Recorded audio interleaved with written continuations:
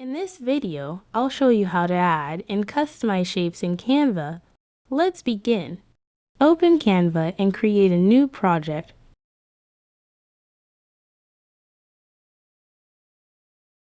Go to the Elements tab, find the Shapes category, and click See All.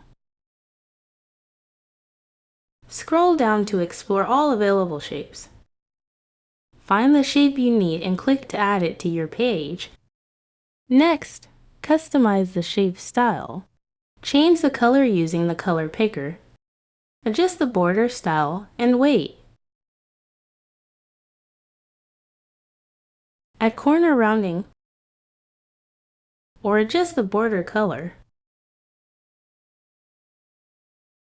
After styling, you can click Edit to switch to a different shape if needed. And that's it. If this helped, please like and subscribe. Thanks for watching.